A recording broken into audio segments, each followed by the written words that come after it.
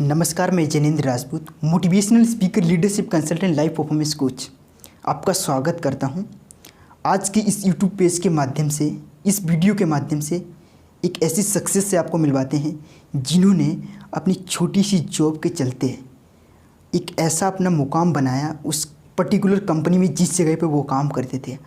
आज उन्होंने उस कंपनी का तो कॉन्ट्रैक्ट लिया ही लिया है।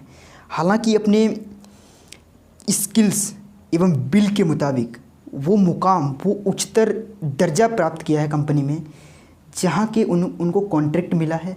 साथ ही साथ उस कंपनी में अपने स्किल्स के बदौलत ऐसा अपना दर्जा बना रखा है, अब ये लोगों को जॉब भी प्रोवाइड करते हैं। मिलाते हैं आज मिस्टर राज से, जिन्होंने अपनी शुरुआत कुछ ही ऐसे निचले स्तर से की है, जिनका आज उनकी ही जुबानी से सुनते हैं, इंटरव्यू करते हैं। स्वागत है मिस्टर राज। धन्यवाद मिस्टर जैनेंद्र जी। आपके चैनल के माध्यम से मुझे अवसर प्राप्त हुआ अपने कामों को युवाओं को बताने का काम करूं, ताकि मुसीबत को अवसर में कैसे बदले। जी मिस्टर राज, आप अपने उस सिलसिले को बताइए जब आप अपने होम टाउन बिहार के तंग गलियों से इस जॉब की तलाश में निकले थे। आपने क्या सोचा, क्या पॉइंट ऑफ व्यू था कि आप वहाँ से निकले थे, जब आपके पास एक औसत मतलब एनसीआर में लोगों को सरवाइव करने के लिए जो एक सिलसिला चाहिए होता है, एक जॉब चाहिए होता है, वो तक आपके पास नहीं थी। लेकिन आज आप लोग इतना कमा रहे हो। आज इस समय में नौकरी की मारामारी में आज का सिलसिला इतना हो गया कि आप हर महीने एक औसत बाइक तो ले ही सकते हैं। एम आई राइट सर? ये तो है, ये तो सब अपना अपना कर्तव्य है और अपने अपने कर्मों का फल है। तो सर, मैं चाहता हूं कि आज हमारा ये यूट्यूब पेज के माध्यम से हमारे जो व्यूअर हैं तो उनको कुछ ऐसा मैसेज देना चाहता हूं कि कैसे आज की जो यूथ हैं, कैसे maximum out of 135 crore population of India 97% population engaged है in finding job but not creation of job. आप ध्यान से सुन लीजिएगा कि 365 दिन काम करने वाला आदमी कभी करोड़पति नहीं बनता है। 365 दिन काम करने वाला आदमी कभी पैसा नहीं बचाता है। आपने जैसे कि पैसिव इनकम पे फोकस किया, आप हमारे जो भी व्यूअर्स हैं उनको ये बताइए कि आपने क्या, वो आपकी स्ट्रेटजीज थी क्या, की पॉइंट्स, नोट्स, टूल्स क्या हैं, कैसे आपने ये सब बिल्ड किया कम एज में, जहाँ लोग नौकरी की तलाश में 5-5, 10-10 हज़ार की तलाश में सर्वाइव करने के लिए लोग पता नहीं क्या क्या करते हैं। सही, आपने सही क्वेश्चन पूछा। ये क्वेश्चन पूछने से पहले मैं ये बताना चाहता हूँ जी कि एक इंग्लिश प्रोवर्ब है, कहावत है कि if you don't help to help yourself, nobody can in the world help to help. वाह, क्या बात है सर। तो कहने की बात यह है कि यदि आप अपने आप को सहायता नहीं कर सकते, इस ज़माने में माता पिता के अलावा कोई और आपको सहायता नहीं कर सकते, क्योंकि माता पिता ही आपके पेरेंट्स ही हैं जो आपको देख के, आपके स्वभाव और सिचुएशन को देख के आप पे रहम खाएंगे। डेफिनेटली। लेकिन इस दुनिया में और कोई ऐसा बंदा नहीं है ताकि आपको सही समय पर हेल्प करे, और किस समस्या से जूझ रहे हो वो आपके फीलिंग को सब समझे और आपको हेल्प करे। ठीक है, तो जैसे आपने जानते हैं तो सर बताना चाहूँगा आप लोगों को, सर का सीधा सा क्वेश्चन ये मतलब आंसर ये है इस सिलसिले में कि खुजली अगर आपको हुई है तो आपको ही खुजलाना पड़ेगा, कोई और नहीं आएगा आपकी ज़िंदगी में खुजली मिटाने के लिए। आप जो आप हैं ना, वो आपने बनना चाहा था, तो आपको एक्शन लेना पड़ेगा। Right sir? सही बात, एकदम राइट। और कहने का मतलब ये है कि जैसे सब कोई जॉब के तलाश में बाहर निकलते हैं, एक अपना एजुकेशन बैकग्राउंड कंप्लीट करने के बाद हर माता पिता का सपना होता है कि मेरे बच्चे अच्छे करें और समाज में अच्छे करके और समाज में मेरा नाम ऊपर करे और अपना जो है ना जीवन सार्थक बनाए। तो ऐसे ही जैसे मैंने अपने गाँव से पढ़ाई एजुकेशन की, उसके बाद मैंने एजुकेशन बैकग्राउंड जो है ना हैदराबाद से इंजीनियरिंग कंप्लीट की। फिर करने के बाद मैंने सोचा कि चलो गवर्नमेंट का जॉब का तैयारी करूँ, लेकिन इसके साथ साथ एक होता है कि घर से सपोर्टेड मिलते हैं। सर आपको ये ख्याल कब आया कि आप इतना मतलब पढ़ लिख के आप दिल्ली के एक ऐसे घर छोड़ के, मतलब ऐसा सर्वाइवल के लिए आपके पास छोटी मोटी जॉब नहीं थी, आपने कैसा अपना मोटिवेशन कैसे सस्टेन किया, कैसे ये ख्याल कैसे आया? आप मोटिवेट कीजिए हमारे व्यूअर्स को प्लीज़। ये आप जानते हैं कि सब माता पिता का सपना ही होता है। तो उस समय क्या होता है कि सबका सपना होता है, समाज का ही होता है कि पढ़ाई करने के बाद अगर गवर्नमेंट जॉब में है, खासकर यूपी बिहार के युवाओं के लिए होता है। और यूपी बिहार के पेरेंट्स और समाज के लोग ही ज़्यादा ये इस पे फोकस करते हैं कि स्टार्टअप से ज़्यादा जो है ना मतलब कि रेस्पेक्ट और इज्जत देते हैं उन लोगों को जिनका सरकारी नौकरी है। बिल्कुल, क्योंकि वो कंफर्ट जोन है सर। लेकिन वो इसलिए करते हैं कि वो कंफर्ट जोन है कि इन फ्यूचर आपके साथ कुछ हो भी जाता है तो उस चीज़ को वो समझते हैं कि ये सरकारी नौकरी ही है, चाहे 20,000 का हो, चाहे 25,000 का हो, चाहे 15,000 की क्यों हो, एक चपरासी की जॉब डेफिनेटली वो जो है ना इस सार्थक है और ये जो है ना इसमें जो है ना रिस्क नहीं है। लेकिन हमारे अनुसार ये कतई सही नहीं है, चूँकि एक सरकारी नौकरी से आप ज़्यादा से ज़्यादा कर सकते हैं तो खुद अपने फैमिली को पाल सकते हैं और खुद जो है ना एक अच्छा मकान और एक कार ले सकते हैं, तब तक आपकी उम्र ढल जाएगी। जैसा कि सर आपके बारे में आपसे पर्सनली बातचीत हुई है तो जैसा कि सुनने में आता कई बार हम लोग देखते भी हैं मीडिया वगैरह पे कि हर एक माँ बाप का सपना होता है कि हमारा बेटा सरकारी नौकरी में जाए, मैक्सिमम डॉक्टर, इंजीनियर या चार्टर्ड अकाउंटेंट। सही। तो एक बार एक कहानी भी है जिसमें ये लिखा होता है कि एक बच्चा होता है, उसके माँ बाप होते हैं और माँ बाप कहते हैं कि हमारा बेटा डॉक्टर इंजीनियर बनेगा, लेकिन उसका पैशन होता है बिजनेस फील्ड में जाने का। तो बेटा उसके पिताजी कहते हैं कि बेटा मुझे इंतजार कर रहा हूँ जब आपकी मतलब नीली बत्ती मिलेगी। तो उस बेटे ने जवाब दिया कि पिताजी कभी मर्सिडीज या लैम्बोर्गिनी एवेंटाडोर में कभी नीली बत्ती नहीं होती है।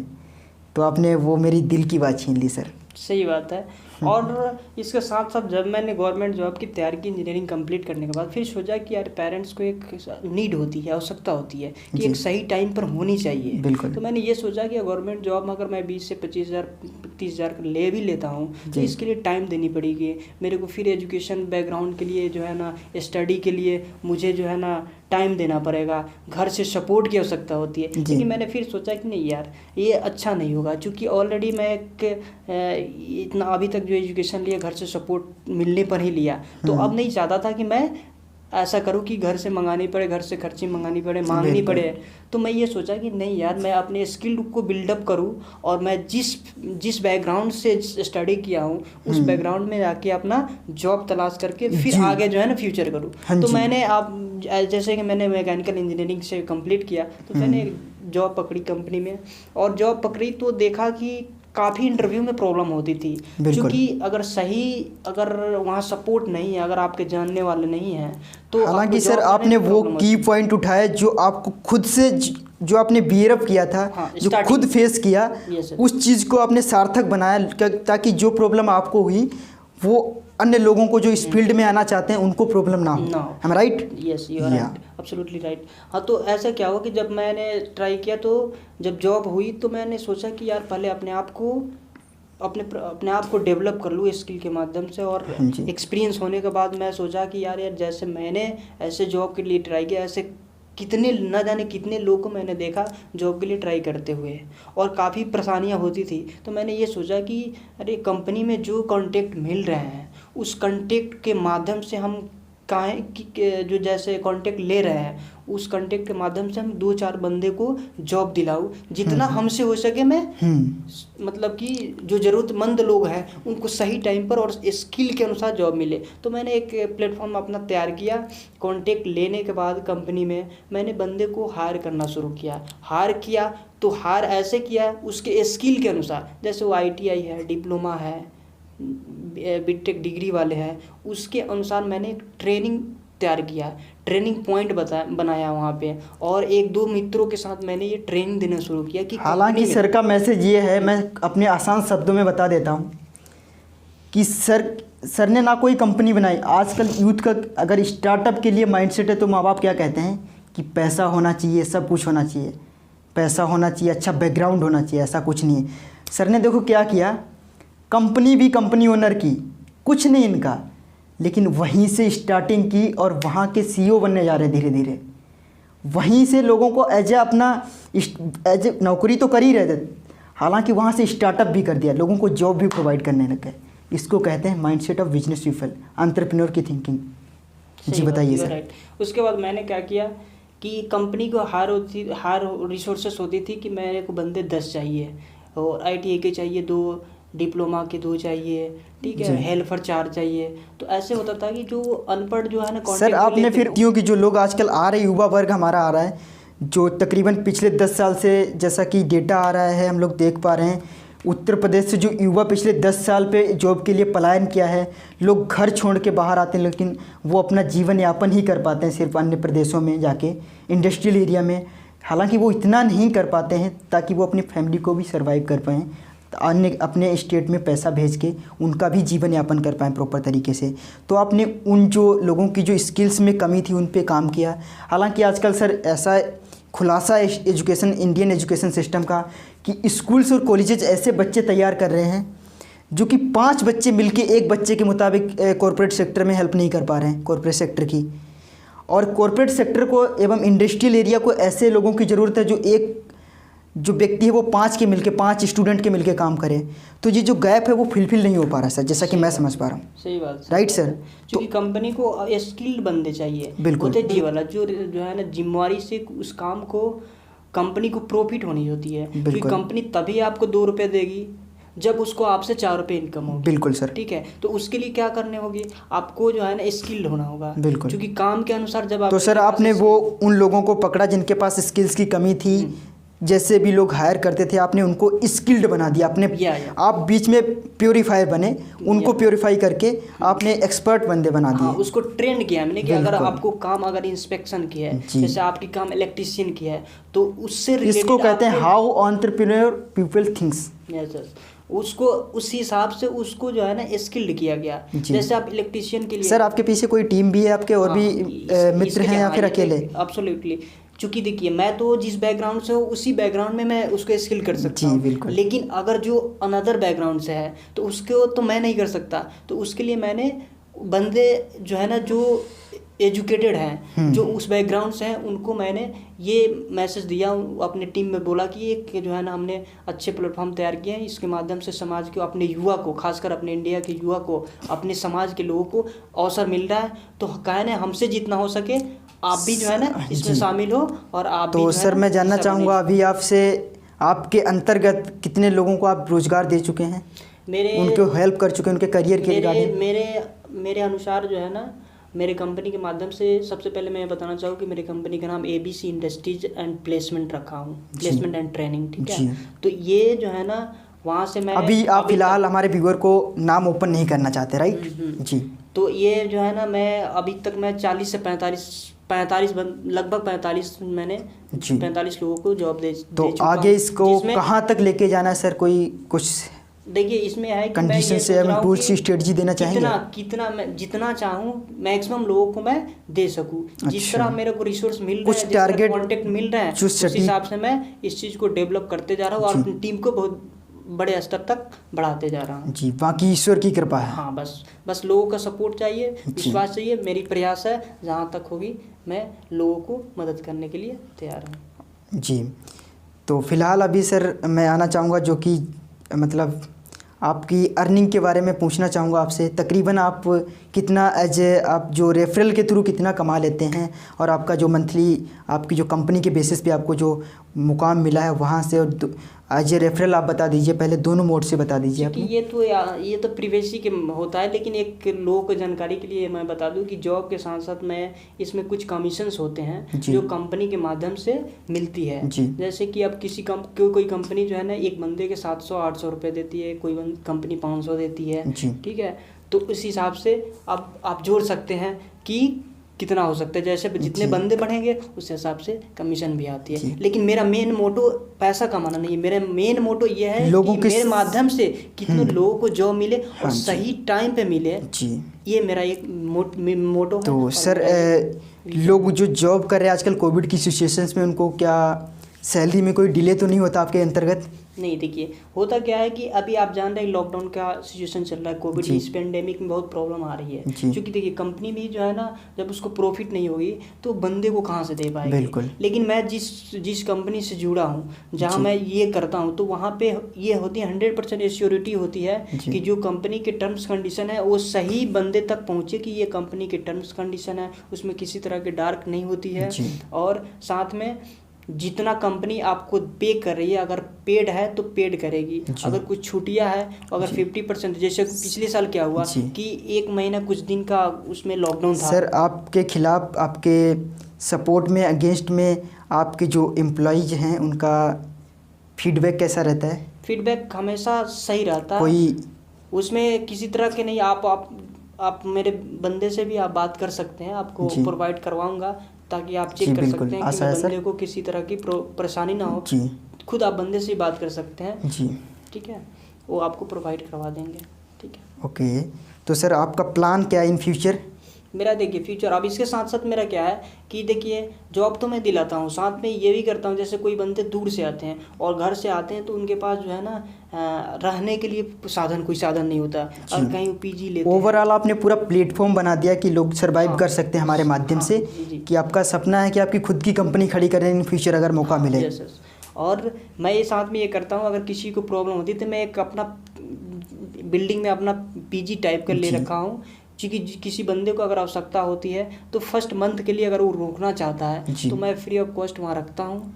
जब उसकी सैलरी आती है तो उससे कट होती है, और इन फ्यूचर अगर वो रहना चाहता है उस पीजी में तो वो रहे, नहीं तो अन्यथा अपने सुविधा अनुसार वो अपना फिर रूम जैसा भी उसको सुविधाजनक लगे, उसको सुविधाजनक लगे वो अपना रूम लेकर रह सकता है। लेकिन फिलहाल जो बंदे की परेशानी है वो सोचता हूँ कि मैं 100% उसको फुलफिल करूँ और उसके परेशानी को समझ के उसको जहाँ तक। Incredible thinking sir, incredible. ये सर थैंक यू, ये तो अपना अपना सोच है, मेरा यही सोच था कि लोगों को किसी तरह की परेशानी हो, क्योंकि जुआ आज के जो है ना इंडिया में, बेसिकली इंडिया में जो है ना ऐसे परेशानी बहुत हो रही है कि जॉब के लिए लोग जो है ना दर दर ठोकर खा रहे हैं, चाहे काफ़ी एजुकेटेड क्यों ना हो। आप इंजीनियरिंग बैकग्राउंड से हो, चाहे डिप्लोमा किए हो, चाहे ITI की हो, चाहे सिंपल ग्रेजुएशन की हो, क्योंकि सरकारी नौकरी तो आज पाना जो है ना भगवान से मिलने के बराबर। जैसा कि इस मैसेज के माध्यम से कहना चाहूँगा, आजकल पढ़ाई का, आपके एक्चुअल लर्निंग जो कि अपनी स्कूल से एवं कॉलेजेस के माध्यम से प्राप्त करते हैं, उसका और पैसे कमाने का दूर दूर तक कोई नाता नहीं है। कोई नाता नहीं है, ये एब्सोल्युटली सर जी। आपने जो कहा एक सच कहा कि पैसा कमाना और एजुकेशन पाना, ये दोनों में बहुत फ़र्क है। कुछ लोग एजुकेशन पा लेते हैं लेकिन पैसा कैसे सर? पतंजलि आचार्य बालकृष्ण एवं बाबा रामदेव दोनों के पार्टनरशिप में कंपनी चटनी चूरन से शुरुआत हुई, गुरुकुल से ज्ञान प्राप्त किया हुआ, आज कैसे FMCG की सबसे बड़ी कंपनी अपने सेक्टर में 10,000 करोड़ का टर्नओवर बना लेती है, कैसे बिसलरी एक पानी बेच के 3,000 करोड़ का टर्नओवर बना लेती है। तो हमें गर्व है कि हम ऐसे देश में रहते हैं जहाँ की पॉपुलेशन धीरे धीरे फिजिकली से डिजिटल पे मूव कर रही है। सही एकदम। यहाँ लोग ऐसे ऐसे निचले स्तर से आके अपना पैमाना करोड़ों तक पहुँचा रहे हैं। Right sir? सही बात सर, यही बात सही आपने कहा कि कोई भी काम छोटा नहीं होता जी, बिल्कुल। चाहे कोई भी काम हो, अगर आपको मिलती है, देखिए सर, अगर कोई निर्णय आपने लिया है, निर्णय लेने में विश्वास नहीं करना चाहिए, उसको निर्णय लो और सही साबित करो, करके दिखाओ। एकदम राइट। एंट्री कैसी भी हो लेकिन एग्जिट शानदार होना चाहिए। एकदम राइट आपने कहा जी। अगर आप कोई चीज़ पहले ही सोच कर घबरा जाएंगे, क्योंकि समस्या है, अगर लाइफ है तो समस्या है। बिल्कुल सर। और चुनौती जिसको होती है ना वही कामयाब होता है, जो चुनौती को अवसर में बदलने की कोशिश करता है। बिल्कुल। न कि आप चुनौती से भागेंगे, जितने भागेंगे आपको छोड़ने वाली, लाइफ तक आपके पीछे रहेगी। लेकिन उस चुनौती को आप अवसर में बदलना चाहेंगे तभी उस चुनौती से लड़ सकते हैं, उस समस्या को हल कर सकते हैं। ठीक है, तो हम ये आज के युवा को यही अपने तरफ से ये जो है ना संदेश देना चाहते हैं कि आप स्टार्टअप बिल्डअप करने की कोशिश कीजिए। आप सिर्फ जॉब लेने की नहीं, आप जॉब लेते हुए कैसे जॉब दिलाए और कैसे हेल्पफुल बने, ये सोचनी चाहिए। बिल्कुल। सर ने आज वो मुकाम हासिल किया है कि देखिए एक्टिव इनकम पर हम लोग ज़्यादातर ध्यान देते हैं। इन्होंने वो मुकाम हासिल किया जो कि इन्होंने पैसिव इनकम पे फोकस किया। आज अगर ये नहीं भी जाते हैं काम पे, फिर भी इनके अंतर्गत 40 से 45 बंदे काम करते हैं, जो कि इनका नेटवर्क है एक, जो कि आने वाले समय में इनका टारगेट है इंक्रीज करने का। योर नेटवर्थ, जितना बड़ा आपका नेटवर्क होगा ना, उतना बड़ा आपका नेटवर्थ होगा। ठीक है, तो आज अगर ये नहीं भी जाते हैं, इनको कोई फ़र्क नहीं पड़ता है, इनका वहाँ से रेवेन्यू जनरेट हो रहा है। थैंक यू सर, आपका बहुत बहुत धन्यवाद। हमारे थैंक यू सर, आप सभी को आशा करता हूँ